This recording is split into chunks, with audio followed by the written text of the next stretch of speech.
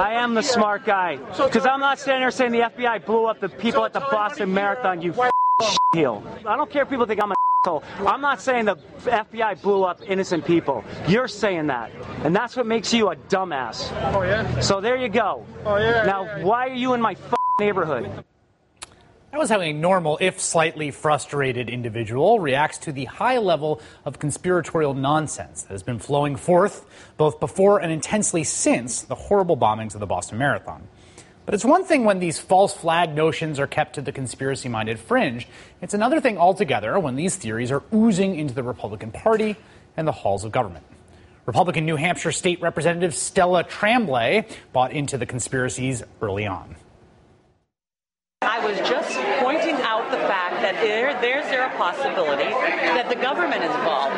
You know, in history, top down, bottom up has always happened. Your own party says you should probably apologize to your constituents. What am I going to apologize for? For asking questions?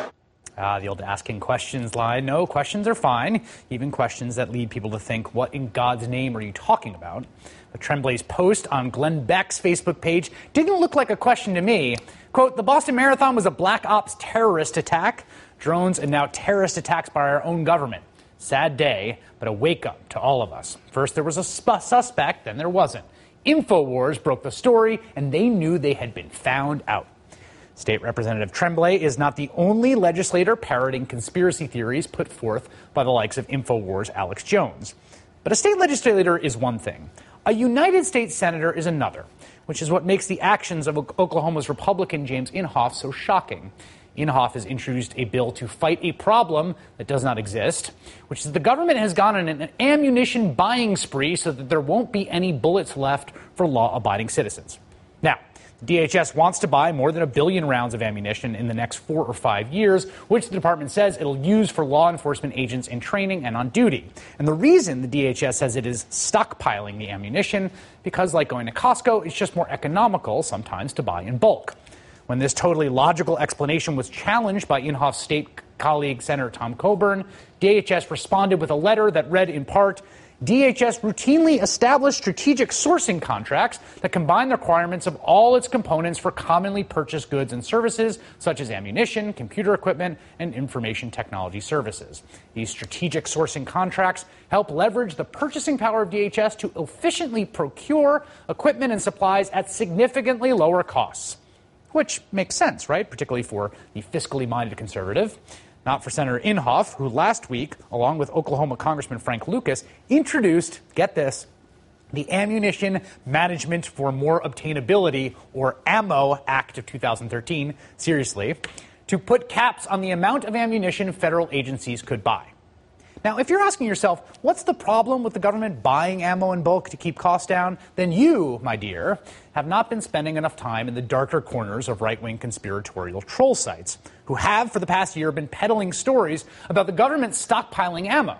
The conspiracy theories of InfoWars' Alex Jones claim the U.S. government is gearing up for an arms race against the American people, and most recently, this kind of talk has been all over the Drudge Report.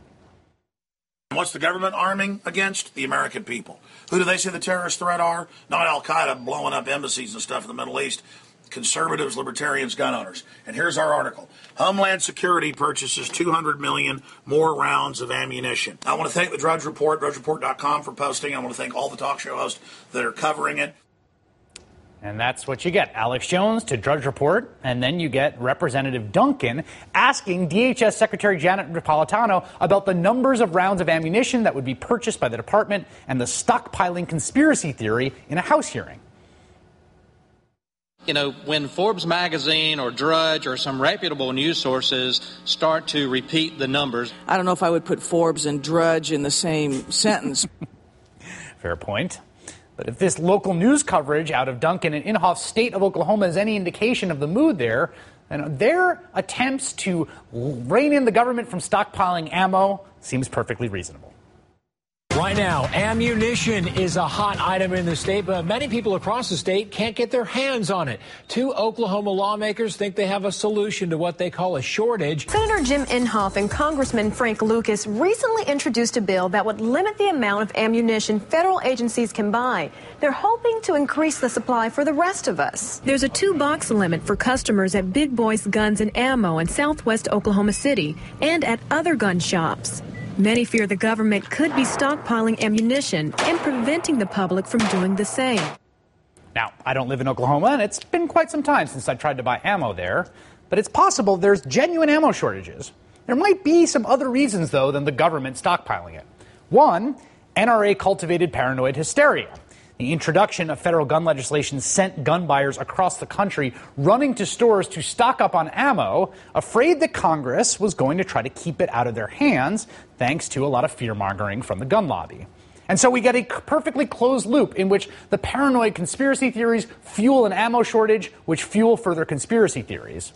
Or 2, maybe ammo is in short supply in the state of Oklahoma because they tend to use a lot of it at events like, well, the Oklahoma Full Auto Shoot and Trade Show.